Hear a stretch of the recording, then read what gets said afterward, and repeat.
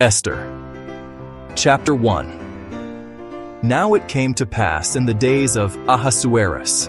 This was the Ahasuerus who reigned over 127 provinces, from India to Ethiopia. In those days when King Ahasuerus sat on the throne of his kingdom, which was in Shushan the citadel, that in the 3rd year of his reign he made a feast for all his officials and servants, the powers of Persia and Media, the nobles, and the princes of the provinces being before him, when he showed the riches of his glorious kingdom and the splendor of his excellent majesty for many days, 180 days in all. And when these days were completed, the king made a feast lasting 7 days for all the people who were present in Shushan the citadel, from great to small, in the court of the garden of the king's palace. There were white and blue linen curtains fastened with cords of fine linen and purple on silver rods and marble pillars, and the couches were of gold and silver on a mosaic pavement of alabaster, turquoise, and white and black marble. And they served drinks in golden vessels, each vessel being different from the other, with royal wine in abundance according to the generosity of the king.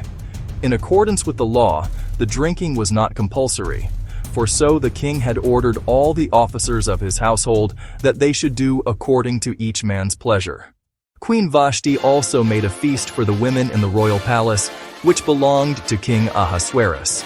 On the 7th day, when the heart of the king was merry with wine, he commanded Mehuman, Biztha, Harbona, Bigtha, Abagtha, Zethar, and Carcass, 7 eunuchs who served in the presence of King Ahasuerus, to bring Queen Vashti before the king, wearing her royal crown, in order to show her beauty to the people and the officials, for she was beautiful to behold. But Queen Vashti refused to come at the king's command, brought by his eunuchs. Therefore the king was furious, and his anger burned within him. Then the king said to the wise men who understood the times, for this was the king's manner toward all who knew law and justice, those closest to him being Karshena, Shethar, Admatha, Tarshish, Maris, Marsena, and Memucan, the 7 princes of Persia and Media, who had access to the king's presence, and who ranked highest in the kingdom. What shall we do to Queen Vashti, according to law, because she did not obey the command of King Ahasuerus brought to her by the eunuchs? Queen Vashti has not only wronged the king, but also all the princes, and all the people who are in all the provinces of King Ahasuerus. For the queen's behavior will become known to all women, so that they will despise their husbands in their eyes, when they report, King Ahasuerus commanded Queen Vashti to be brought in before him, but she did not come. This very day the noble ladies of Persia and Media will say to all the king's officials that they have heard of the behavior of the queen. Thus, there will be excessive contempt and wrath. If it pleases the king, let a royal decree go out from him, and let it be recorded in the laws of the Persians and the Medes, so that it will not be altered, that Vashti shall come no more before King Ahasuerus, and let the king give her royal position to another who is better than she. When the king's decree which he will make is proclaimed throughout all his empire, for it is great, all wives will honor their husbands both great and small. And the reply pleased the king and the princes, and the king did according to the word of Memucan. Then he sent letters to all the king's provinces, to each province in its own script, and to every people in their own language, that each man should be master in his own house, and speak in the language of his own people. Chapter 2. After these things, when the wrath of King Ahasuerus subsided, he remembered Vashti, what she had done, and what had been decreed against her.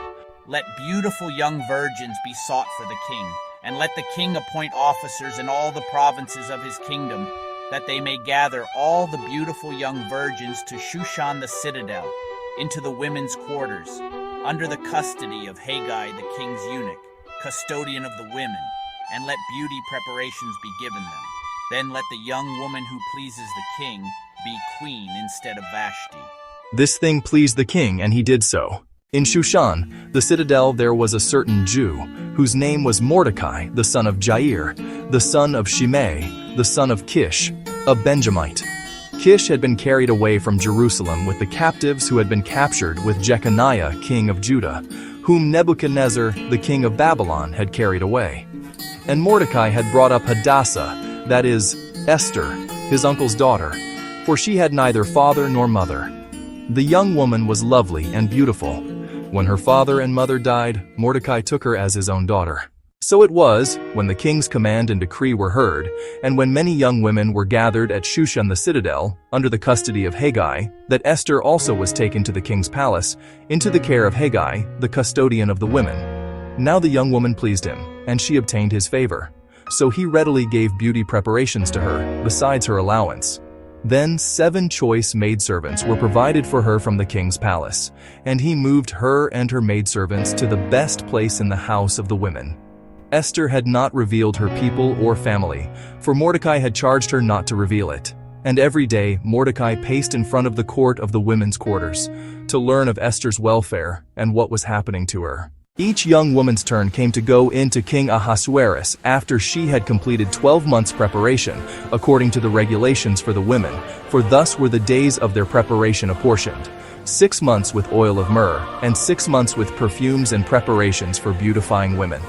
Thus prepared, each young woman went to the king, and she was given whatever she desired to take with her from the women's quarters to the king's palace. In the evening she went, and in the morning she returned to the second house of the women, to the custody of Shashgaz, the king's eunuch who kept the concubines. She would not go into the king again unless the king delighted in her and called for her by name.